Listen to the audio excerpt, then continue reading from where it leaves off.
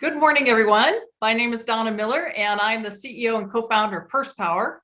Purse Power is working to help women use their massive purchasing power to drive positive change. We believe that if women who make 80% of all purchasing decisions would choose to buy from the companies that actively promote women, and we could create a funding stream for battered women's shelters in the process, that we could shatter glass ceilings and change lives. So that's what we're trying to do with Purse Power. And today, of course, my guest is Gretchen Carlson. This is an interview I've looked forward to for weeks. So thank you so much for being here. This is going to be amazing. Thanks for having me. Great to see you, Donna. Yeah, thank you. You too. All right. So I want everybody to go ahead and share your information via chat. We've got a lot of new attendees today, so let's give you a chance to get to know each other. We are going to be taping the program. That's why we do it in this format. And we have lots of people watch it when they have time later on after the broadcast. We're going to provide a chance for everyone to get to know each other. We do a monthly networking session, the fourth Friday of every month. Our next network session is on October 29th. And you can register for anything we do every Monday on our website, pursepower.com. The purpose of the calls, we want to connect you with national leaders like Gretchen, and we wanted to provide a way to connect you and support you during the pandemic. I want to shout out to any of our special guests, whether I've got any shareholders or board members online. Please, thank you for being here. I appreciate it.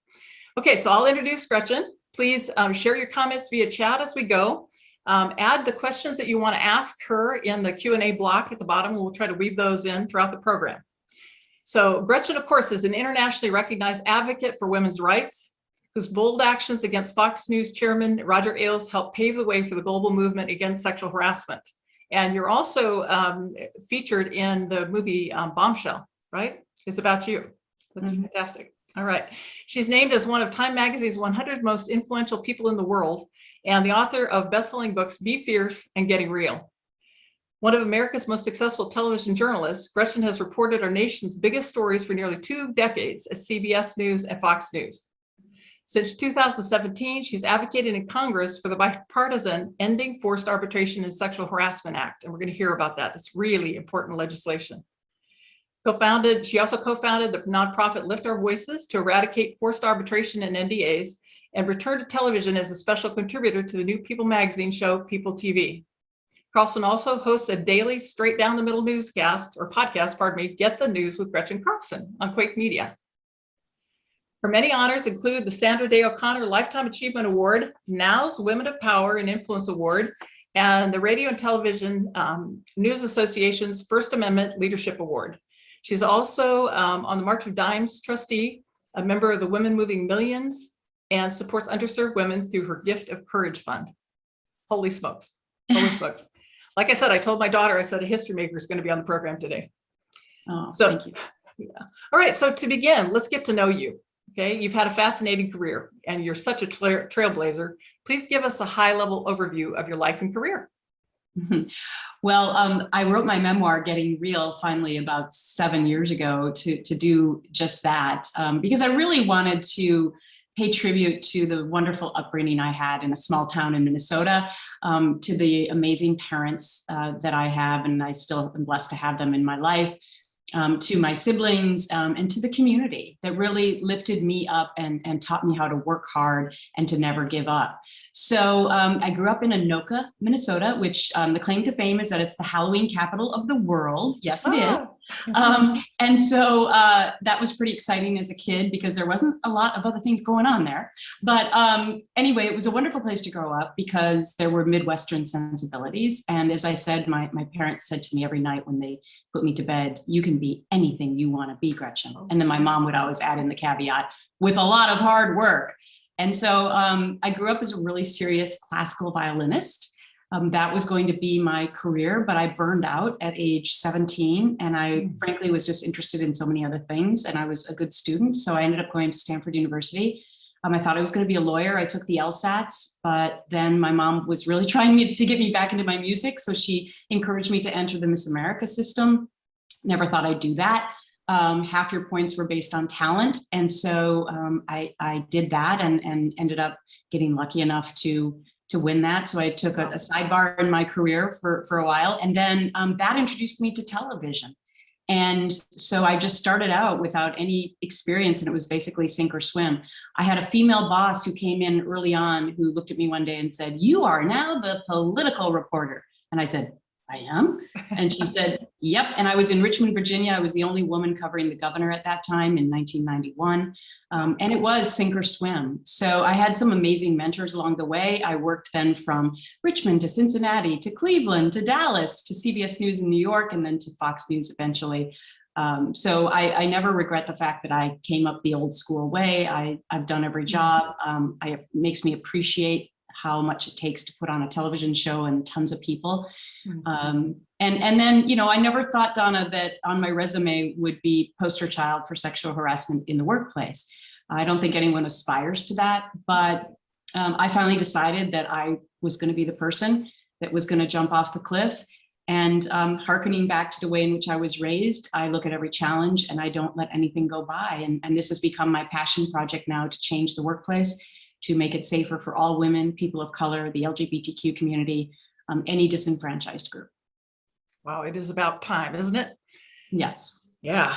All right. Well, you've reinvented yourself since you left Fox News. Why don't you talk about that reinvention?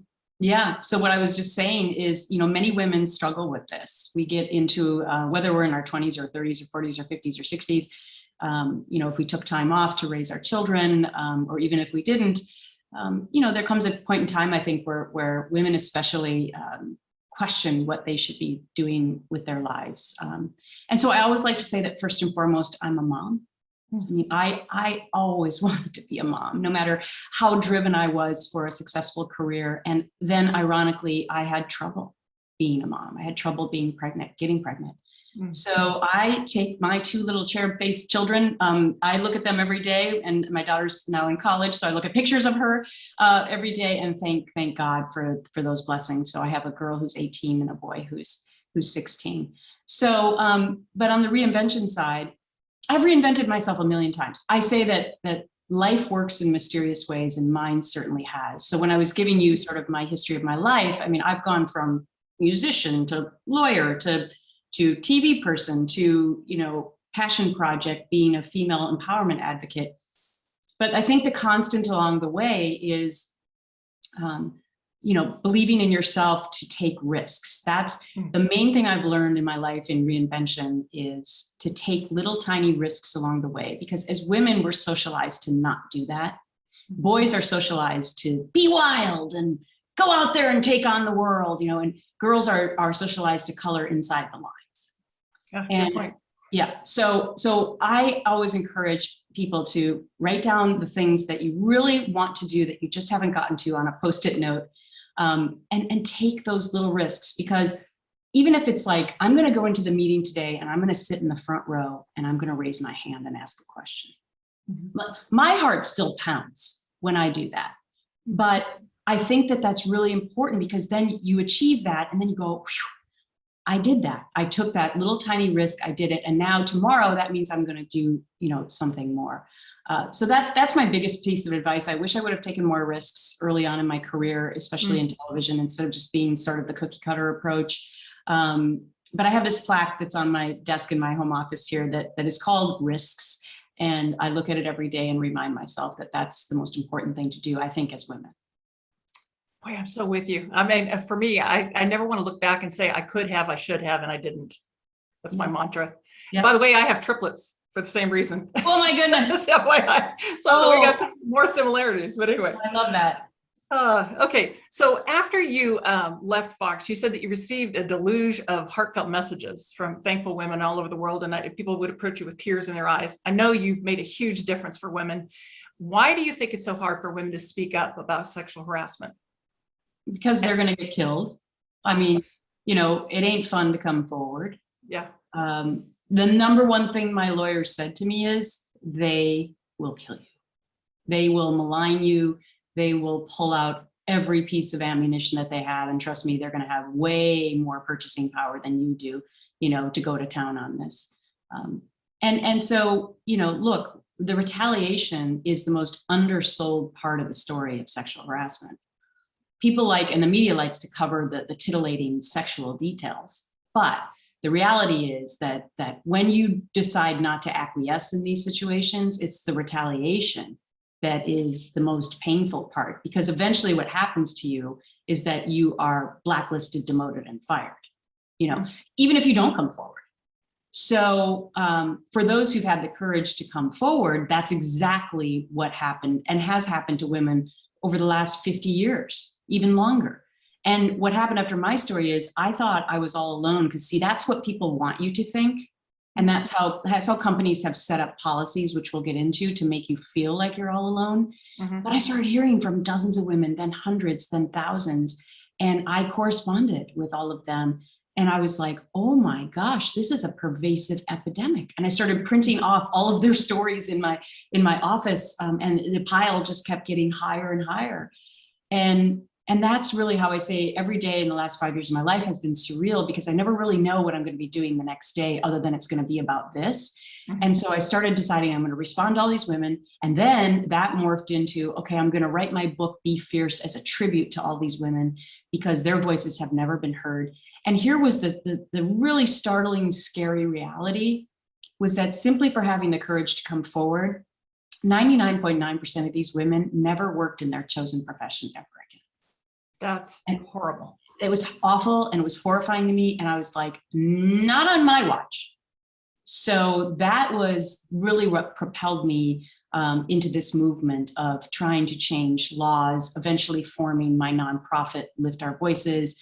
All of my advocacy work really is a tribute to the millions of women whose stories have never been told. I also did a documentary on the Every Woman's Story, because I wanted to show the nation that this is not just about famous journalists and famous actresses, right?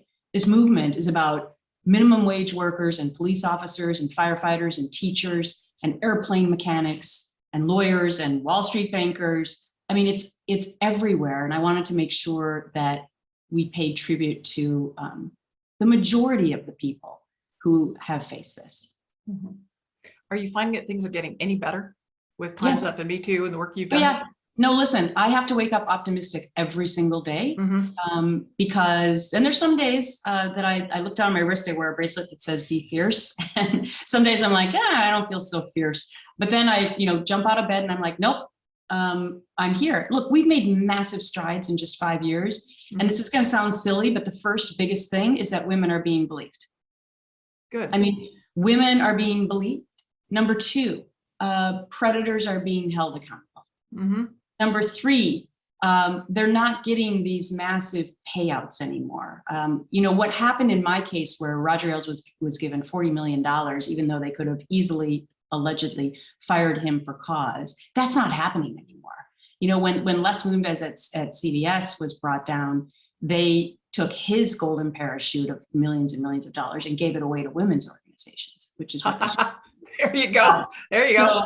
So that's these massive payouts aren't happening anymore. And as we progress, also, my hope and dream is that we can change the paradigm of the way in which we handle this in the workplace. And you, as a former HR executive, will appreciate this, that HR is not the right place to handle these things.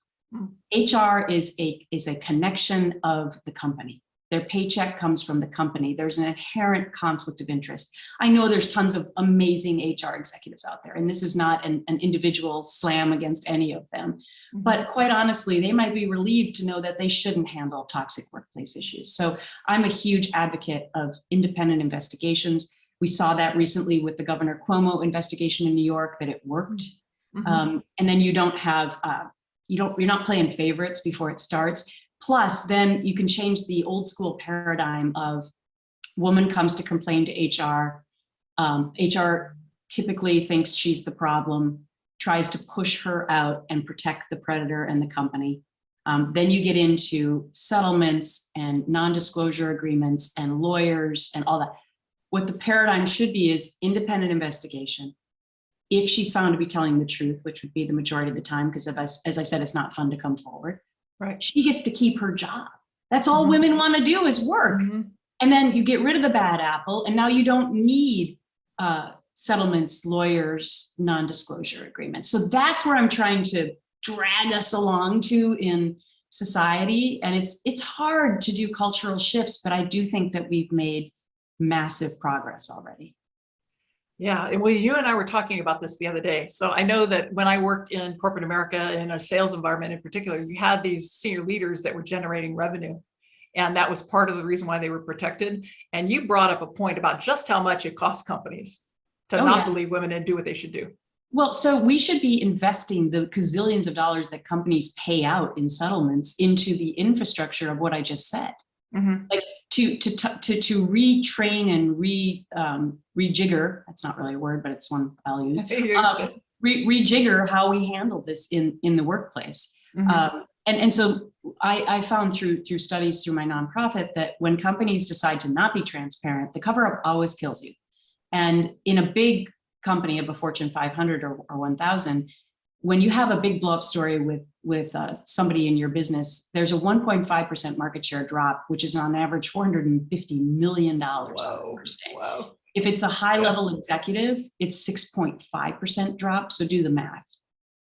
You're talking about potentially $1 billion of lost revenue and market share because you decided that you were going to continue to cover stuff up.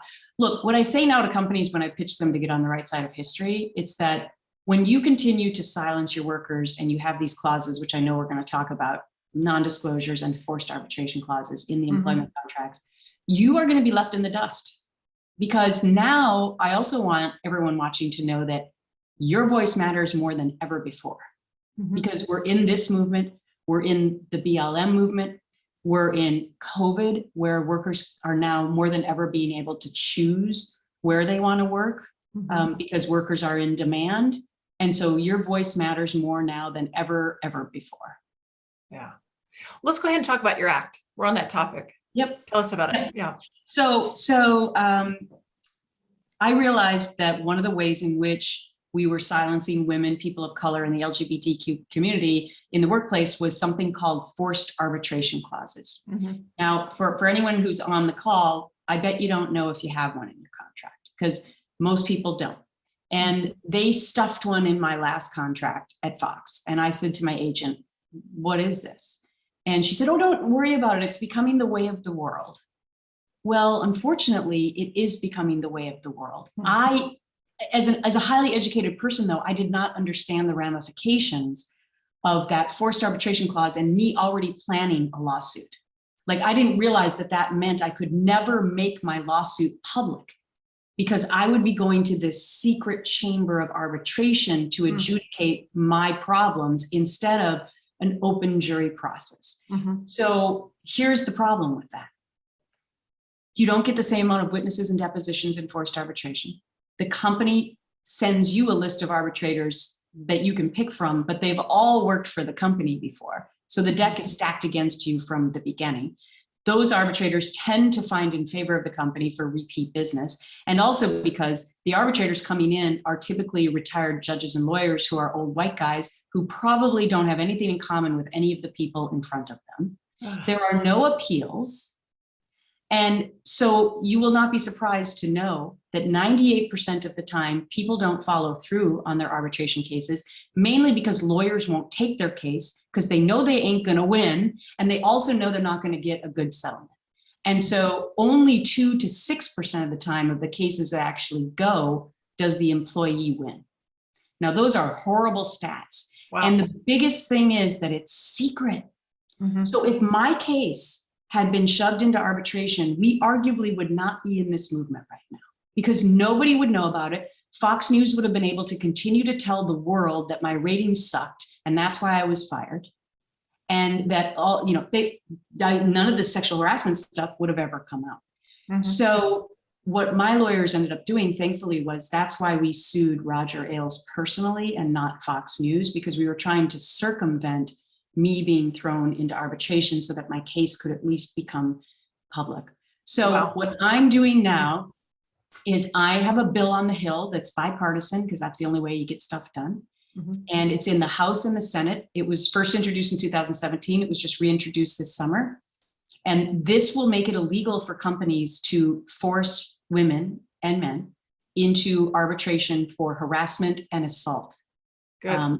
On the Lift Our Voices website right now, you can go, you can sign on to our survivor letter so that your members of Congress will know that you're supporting this and that the Senate Judiciary Committee, which is the next stop for this, for a hearing, so that they will know that you that you support this, because we want to show as many women from all across the country as possible. And then I've been spending most of my summer and fall on the phone trying to get members of Congress to get onto this bill. But I like to say it's strange bedfellows, because I have Senator Lindsey Graham, who's a Republican from South Carolina, and I have Senator Kirsten Gillibrand, who's a Democrat from New York, and those are the co-sponsors of my bill in the Senate. Perfect. And it's the only thing they probably agree on. Mm-hmm. But I'm glad that they do, and we're going to get this done this time, and this will be my greatest life achievement, Donna, other than my children. Congratulations. Wow. All right, give us your website. Well, so my personal website is GretchenCarlson.com, but Okay. to go and sign this letter, it's my nonprofit website, which is liftourvoices.org. I'll put it in the chat. Okay, please. That'd be great. Wow. All right. And guys, you can go ahead and start asking questions if you want to. You and I were talking about women supporting women. I mean, one of the things for us, we want to get women to use their purchasing power to drive change. We need women to actively support each other. And sometimes in times of sexual harassment, we don't get the support we should out of other women. What is that about? And what can we do to change that? I think it's because so few women get into places of power in our current structure that when they do, it's just my feeling. I don't have any evidence on it, but my feeling that they feel like they have to straddle the fence. You know, should I fit into the boys' club with all these other executives because I'm probably the only one? Or, you know, should I reach up and grab down and help women who are underneath me? I mean, I was always a huge person who mentored people. I have stacks of thank you notes from the 30 plus years that I've been in the business because I had help. And I think that it was really important for me to give back. And I had some amazing female and male bosses who helped me along the way as well. But I know what you're talking about. I know that exists. And since my story, I've talked to a lot of female executives who say, you know, Gretchen, thank you for changing the advice that I've given to younger women in my firm, because when they used to come to me with a harassment problem or a discrimination problem, I would tell them, don't speak up, you know, just deal with it. Right. But now we're in the environment where the more people we can get to speak up, and that should be the advice, you know, the better off that we're going to be able to make change quicker. So I just think that women are conflicted and we're put into this really tight box because there's not enough of us. You know, if there were more, there's a movement right now, obviously, to get more women on boards and people of color. And we also believe at Lift Our Voices that there should be a movement to not silence people with these clauses, which we believe is a silver bullet to all gender equity. Because if you believe in silencing your people, you probably also don't believe in paying women fairly, putting them into promotional places and putting them in the boardroom. So getting women into the pipeline and more of them helps to also get rid of sexual harassment, obviously. Right. But it also, I think, it changes the dynamic for women who are currently there to not feel like they can go below and lift other women up. Yeah. When my kids were young, I read a book called The Bully Blockers Club. And it had to do with people coming together against the bully. And it's kind of that idea. I mean, women need to support each other. Yeah, and even if, you know, look, the Google walkout is a prime example of the power of the employee. If you remember, that was several years ago. And what people forget is that they were actually protesting my issue. They were protesting forced arbitration clauses in their employment contracts. Oh, be darned. And it was one woman's idea. And it turned into an international day of men and women supporting her at Google locations all over the world. And guess what happened after that? Google took out forced arbitration clauses. It got changed. So it shows that one person can make a difference. In fact, it's my favorite quote that happens to be anonymous. One woman can make a difference, but together we rock the world. Yes. And that is my mantra every day. So band together at your office, get 2, 3, 5 people together, make a meeting with HR if you have these clauses. Say, you know, why do we have these? Could we have a conversation about this? I heard about Gretchen Carlson's bill on the Hill, and she's trying to change this. And there are some companies that have done the right thing, like Microsoft, like Google, like Uber, like Airbnb, like eBay. Could we as a culture have a conversation about this? You'd be surprised. You might make change. Very good. Very good. Okay, we are getting some questions now. Guys, if you put them in the Q&A block, that helps me separate it from the chat. But let's see here. Would you please address bullying by a female leader to other female leaders? I know I've heard a lot about this. It's not just It's not just men who are the sexual harassment predators. Mhm. And I would just say that this also boils down to power. Mm. Harassment, bullying, all of that is a power play. And it's actually why it's apolitical, because before somebody decides to bully you or harass you, they don't ask you what party you're in, which brings me back full circle as to why we should solve this together bipartisanship wise. Amen. But you know, I'm so sorry if you're experiencing that, because I know that it's as detrimental and painful, and you feel powerless as if you're being harassed or assaulted. And I think it's the same dynamic that I was describing before. It will take immense courage to come forward. I would look at your contract to see if you have an arbitration clause first and foremost, because if you decide to do that, you have to realize that you're going to be silenced. And then if you need help with lawyers, there are groups that I could lead you in the right direction based on what state you live in. All right. Let's see. Latoya Davis is saying, do you have an updated stats for Black or African-American women who've been impacted by sexual harassment? I do. So thank you for the question. Black women file sexual harassment charges with the EEOC at 3 times the rate of a non-white, or 3 times the rate of white non-Hispanic women. Holy smokes. 3 times the rate. So our work Wow. at Lift Our Voices, we are lifting up all groups, but this tends to affect people of color at a much higher rate, forced arbitration, and what I'm talking about. So not only are the rates higher to file these claims, but the forced arbitration affects Black women. It's the #1 group that it affects. I think it's 60% of all Black women are subjected to forced arbitration clauses right now. So we are, that's obviously one of our main missions to change it for every disenfranchised group.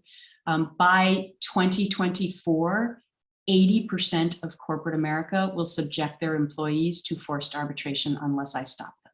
Wow. 80%. Wow. You know what it was in 1991? Huh. 2%.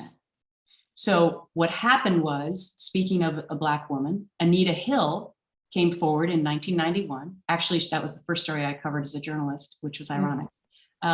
And after that, I think what happened is companies were like, well, holy crap, we can't have that at our company. So that's how they started using these silencing mechanisms to make sure that they could hide their dirty laundry.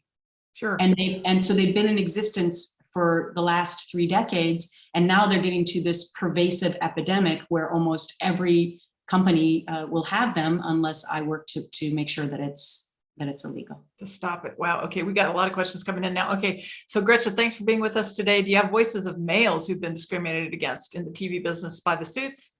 Let's see here. Someone who was trying to defend female reporters by reporting sexual harassment, and apparently he got in trouble for that. You know what? And thank you for sharing that story, because I wrote about exactly these brave men in my book, Be Fierce. Because a lot of them reached out to me too. And so what do you think happens to the bystander who goes to bat, as in this case for a woman? They are promptly blacklisted, demoted, and fired. It's unbelievable. It's unbelievable what the inside will do to protect predators. And it's not just high money makers. I want to make sure I say that, Donna.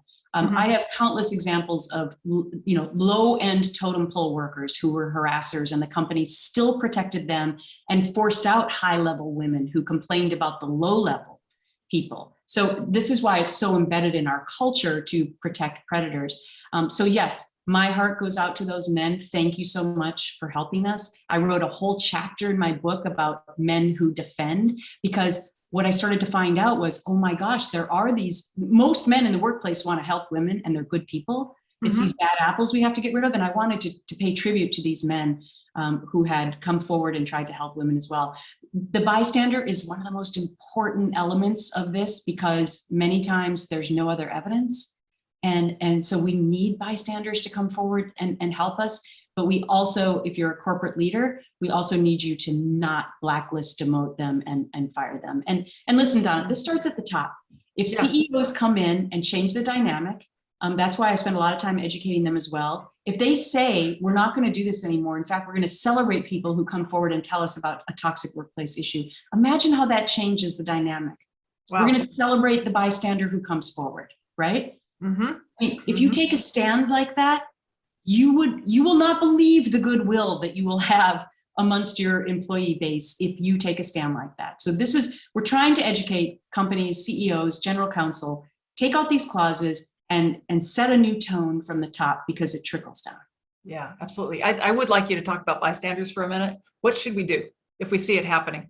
Yeah, well, first and foremost, you should go to the person that it's happening to and ask if they want you to report it, because there have been, usually it's people desperate to find a bystander, but there have been situations of people who reached out to me where the bystander went and reported, and the actual, I don't like the word victim, but the victim didn't want it to be reported for whatever reason. And then it turned into a big thing. And then those women end up getting fired, even though they were not actually the ones to come forward, or it's a slow drip, drip, drip of suddenly you get a bad employee, evaluation. That's a common thing that they'll do to you. Sure. You've been a high performer, you've always had good evaluations, and suddenly you get a bad one. It's like this slow drip to get rid of you. So the first thing for bystanders, make sure that the person wants to bring something forward, because it is such a personal choice for that person. That's my advice. I don't know if sexual harassment training would say that. They'd probably say go forward no matter what. But I think that you owe it to the person to see if they actually want it to go forward. But bystanders are essential in this whole thing. So one of the things I'd like to tell you, just as a former HR person, if someone told us, we've got to do something about it, because if the company knows or should have known, they've got to act. So if you're talking to an HR person in particular, they've got to take it forward. That is their job to take it forward. But here's the problem. And again, not to bash HR people, but the problem is the old school system then goes into play. And so the woman maybe didn't want to come forward because she understands that. And now it's gone to HR, and you're right, they do have to act on it, but they act in the old school way, and they start to blacklist, demote, and eventually get rid of the person. So that's the problem in the system. Yeah. And I know you're talking to HR people too. I know you're trying to teach them and help them change their paradigm. Yep. Listen, I've gone through a whole educational process. We all evolve as people on many things, from social issues to this. And my role is to educate HR to handle this in a different way, and quite honestly, take it out of their hands. I would love for CEOs to make that decision and do independent investigations instead.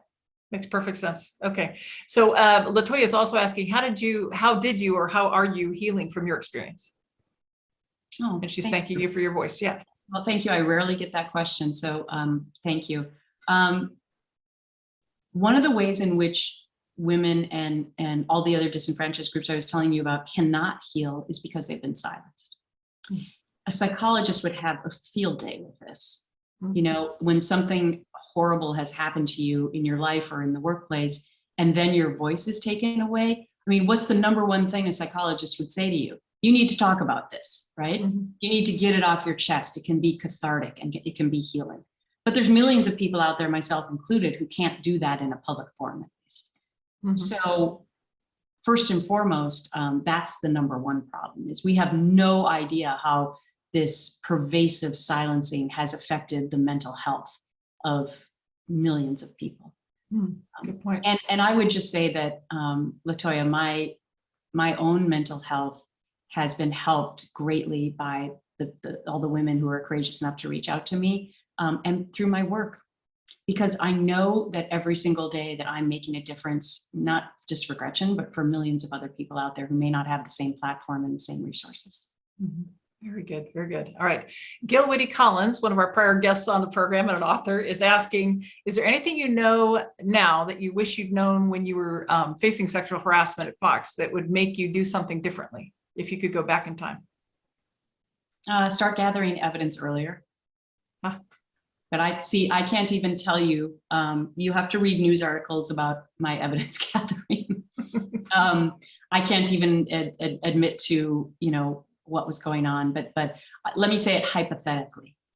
Hypothetically, in my book, chapter 4, it's my playbook for women. It's my top 10 points that you just rip it out of the book and put it in your back pocket. These are the top 12 things that if you're experiencing this in the workplace that you should do. Number 1 is gathering evidence. it is crucial because we still live in a he said, she said, unfortunately, environment. And it's so crucial to have hard evidence if you can. And here's the caveat to that: take it home. I can't tell you how many people have reached out to me and they were gathering evidence, but they left it in their office. And then when they were fired, they couldn't go back to their office to get it. So, and then the second big thing, we've already touched on this, is well, the very first thing is get a legal analysis of your situation, even if it's just for 10 minutes. That's the very first important thing. Number two, evidence. Number three, we've already talked about it. Tell somebody. Tell somebody who can then document as well, even if it's, and then maybe send something, an email, so you have proof, and then you have them corresponding back to you. But in my book, I lay out all the other top points. I've got to get that. All right. So Case Lane is saying, do you know of companies successfully moving investigations from HR to independent organizations, and who is paying the independent investigators? It's a great point. So the investigation that I point to most recently wasn't necessarily inside a company, but it was the governor of New York.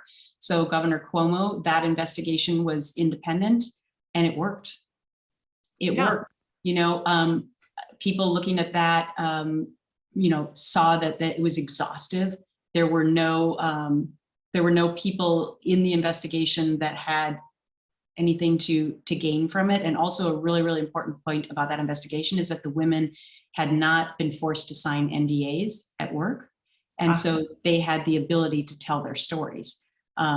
So that is the most recent independent investigation that I'm pointing to that worked. A lot of times what companies will do is they'll go to the same law firms that will come in and whitewash it for them. And lo and behold, the report comes back and nothing ever happened. How about that? And they paid a whole bunch of money. I think to the second part of the question, who's going to pay for it? It's going to be really difficult to not have the company pay for that. But if you agree to do an independent investigation and not work with law firms that you're doing other business with, then that is a much fairer process. And in our pipeline at Lift Our Voices, we're also thinking about coming together to provide resources for those kinds of investigations down the road. Fantastic. That's a great idea. All right. Our next question comes from Susan Cheers, a fantastic trademark attorney, who says, are programs to try to educate people who could be potential abusers due to the predominant culture useful? How many of these programs exist? So training for potential abusers. Oh, you mean like sexual harassment training in the workplace? Probably. Yeah. Yeah. All right. We're being honest with each other, right? Most of those are cover your ass facades. And they came again out of the Anita Hill hearings, where companies felt like, number one, we need to hide this stuff, but number two, we also need to say we're doing sexual harassment training so that it's off our back. And if you've ever done that, you always have to sign on the dotted line, right? That's for liability purposes, so that they can say, well, 98% or 100% of our employees went through sexual harassment training. It's now moved to the point where it's even just on your computers. It's not even in person anymore. And I can't tell you how many executives have actually admitted to me that they just had their assistants fill it out. Oh my gosh. The idea that this is actually making change, I tend to be not so optimistic about it. And what they're teaching needs to change. There are some new programs now that exist. I have a friend at another organization who has developed curriculum that I think is much better because it talks so much more about the bystander. And what studies have shown with sexual harassment training is that sometimes it can actually make it worse, because now people are looking at women in a more suspect way.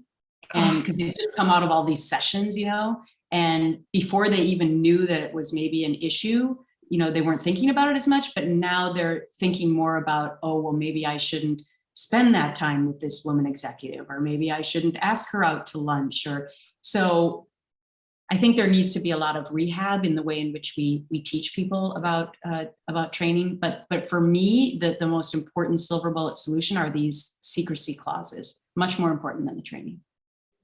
Wow, great point. I know that after the Me Too movement, we had executives not wanting to mentor female leaders. Right. Yeah. Right. Well, and that is such a cop-out. Yeah.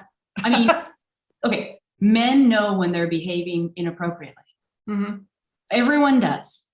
Okay. So the idea that suddenly you would not have a meeting or hire women is preposterous. It's just, Mhm. it is the most ridiculous thing. But of course we were hearing that because a lot of men felt threatened.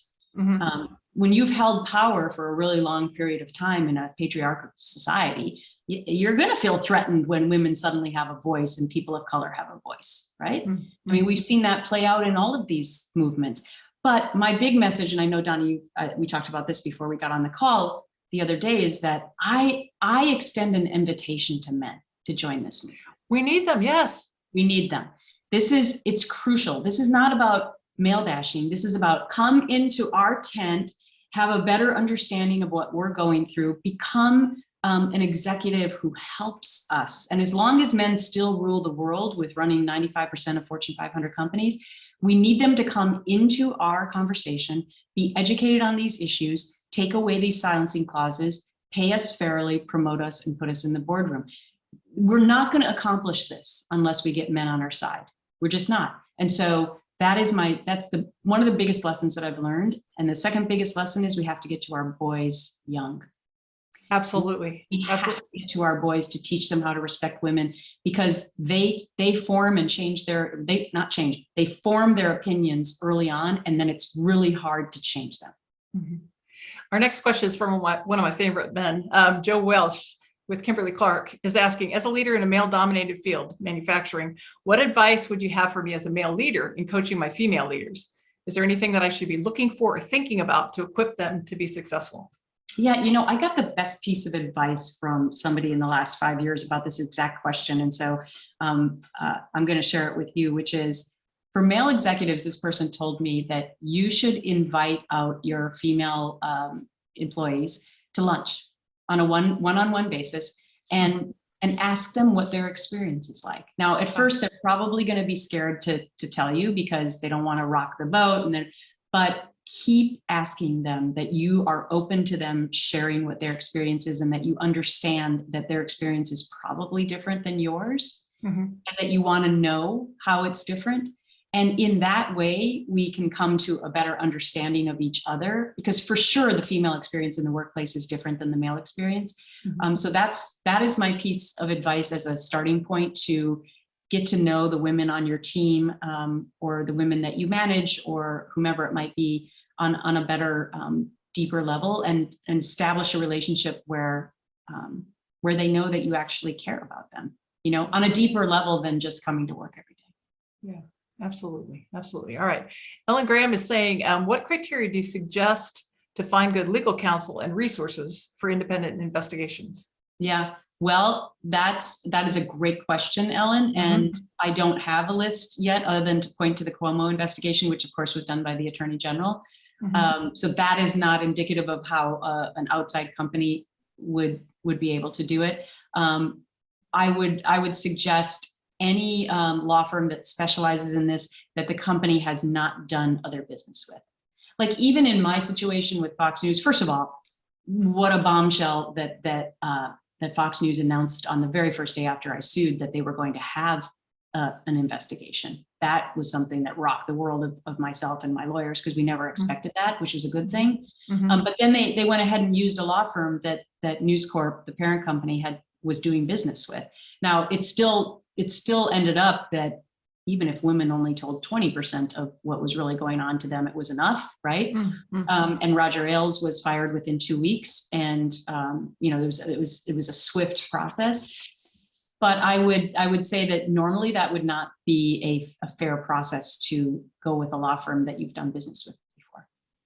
Fair enough. Fair enough. All right. So we both have daughters and sons. How can we best equip our granddaughters and granddaughters and sons and grandsons to change this for the future? Yeah. So what I found out is that courage is contagious, and I've seen it play out with my own kids, and it's been the most rewarding part of my experience over the last 5 years, because I was so concerned about what was going to happen to them when I came forward. I mean, I thought they were going to be made fun of at school and ostracized, and I certainly didn't want that to happen. But I actually saw it transfer pretty quickly in my daughter. She had been facing some bullying situations in middle school. And she hadn't found the courage to stand up for herself and do anything about it. It was eating her alive, and she had a lot of anxiety. And 3 months after my story, she came home from school and she said, Mom, she said, I finally said this to that one and this to that other one. Yay. She said, Mom, she said, I did it because I saw you do it. And that was like, oh my gosh, I hugged her so hard. And I was like, the courage has transferred, right? And then my son, a couple months later, I was doing a town hall on CNN about this issue, and I came back home, and he was waiting for me in the kitchen, and he said, Mom, he goes, was that true what that other woman on the TV said about once every 73 seconds in our country, a woman is harassed or assaulted? Mom, is that true? Wow.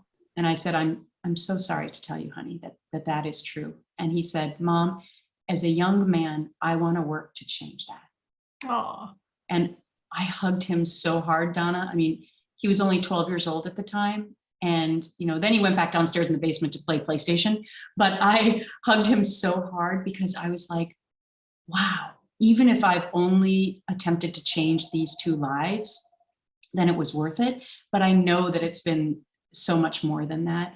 And so I like to say courage is contagious because you kind of hand it off to the next person. You do something and then you inspire somebody else to do something. And that's how we ended up in this movement, quite honestly.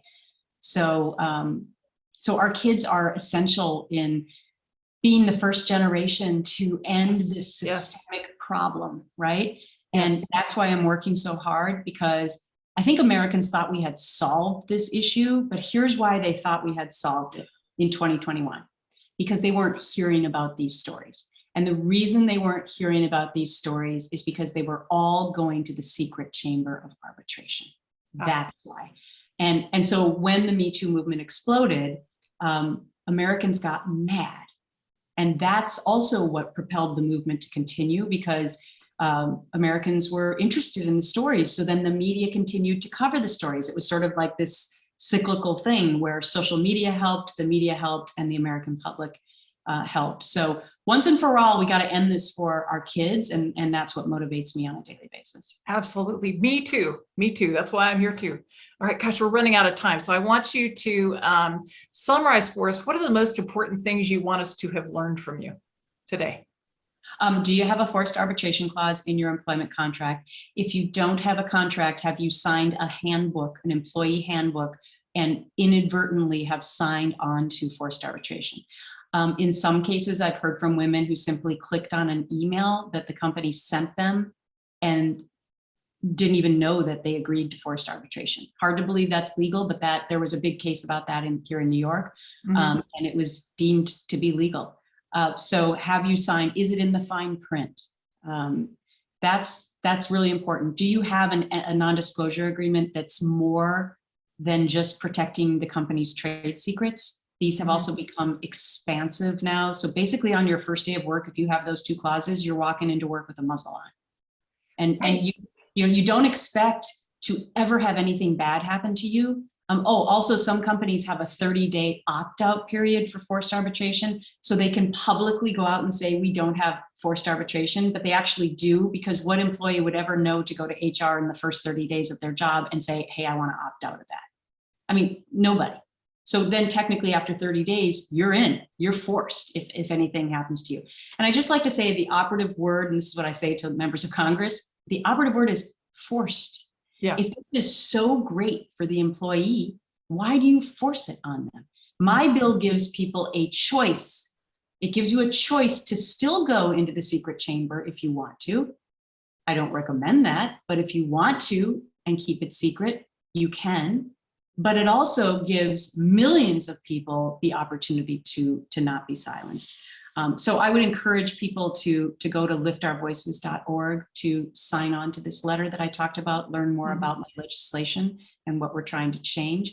I would also encourage people to be a stakeholder in this movement with me, whether it's $25, $50, 500.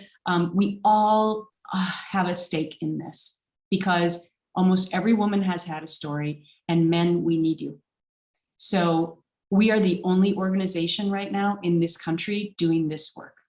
And And as I said earlier, we believe that this is a silver bullet to all gender equity, to race discrimination, LGBTQ discrimination. This is where it starts and stops. It's key to everything. What's occurring to me as you're talking is when the legislation is in place, that's going to help a whole lot. Yes. Right now, if you're a new employee, you're wanting a new job, and you find these clauses in the thing that they're asking you to sign, then what? Yep. What do you do? Or Right. if you're already employed, what do you do? Well, so as I said earlier, if you're already employed, get a group of people together, ask for a meeting. You'd be surprised how much power a few voices have, just to get an understanding of what the clauses, mean with HR. If you're about to be employed, here's the problem: there's probably 50 people standing behind you who will sign those clauses. Right. So this is why I'm trying to help people through legislation so that they're not faced with that. I understand how difficult that would be, especially right now with so many women being pushed out due to COVID. That if you want to go back into the workforce, you really want to take that job. But I think it's worth asking the question. It's worth asking, hey, I heard Gretchen Carlson has this bill on the Hill that's supposed to be really good for women. Is there any leeway here? Is there any way that, let me tell you, contracts that have come to me in the last 5 years, people are so oblivious to this that even contracts that come to me have forced arbitration clauses in them. And I say to the people, no. Yeah. And so, obviously, because of my work in this, then they will take them out, but give it a try. You don't, again, back to our first part of the conversation, if you don't take that little risk, you don't know. So give it a try. But I'm doing all this work to try and make sure that you don't have to ask that question. And then, Donna, to your point, my bill is so narrow because I need to try and get Republicans on it. And this tends to be more of a Democratic issue. And this is as far as they will go right now. But then after I accomplish this, then I'm going to go back with other legislation to take out forced arbitration for other disenfranchised situations like gender discrimination, race discrimination, LGBTQ discrimination. So still lots of work to do, even if this bill passes. Yeah, wow. Well, congratulations. This is amazing stuff. I mean, really impactful things. Okay, so in terms of actions, what actions do you want us to take? Top three. Top three. Well, I already gave them away. Okay. Sign on to the letter, because I think, again, the more voices that we have. Let me just add this too. Did you know that women by huge numbers do not call their members of Congress like men do? No. Oh, it's like 10 to 1. Okay. Wow. Pick up the phone, get on your email. Email's so much easier now than the phone probably, but send a letter to your member of Congress after you read the letter on my website, and send a letter, send an email saying, I support this and I want you to support this because of ...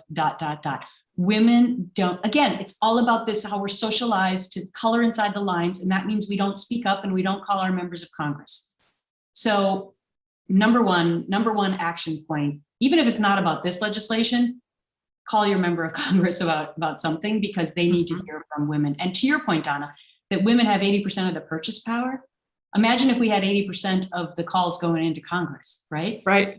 We have to have our voices heard on these issues. And it shouldn't just be that female members of Congress have to introduce legislation that has to do with women and kids. Like, men should also be interested in that. So call your male member of Congress and tell them issues that are important to you.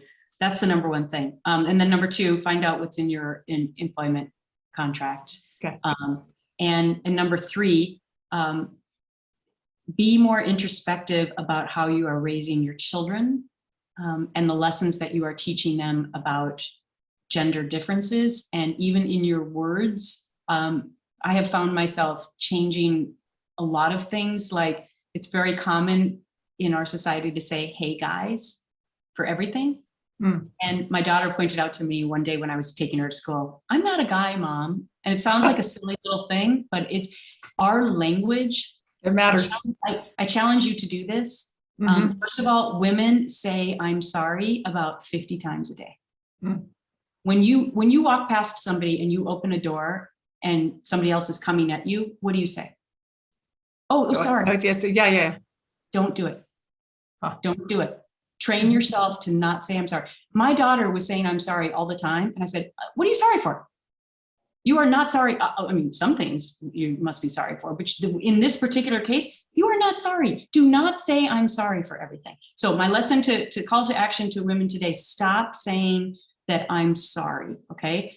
Yes. Speak up, listen to the words that you say to your kids, you know, lift up your girls, but also lift up your boys to respect women. It is absolutely key. Right. I couldn't agree with you more. We really need to engage the men and the boys. Yeah, absolutely. All right. Any final thoughts? This has been amazing. You're amazing. I'm so impressed with all you've done and the impact you're having on women in the world. It's tremendous. Well, thank you for having me, Donna. This is all about education. So all of these kinds of forums are really important to me to give back because this is an issue that people just are not aware of, and it has massive control over their life, their well-being, and their safety in the workplace.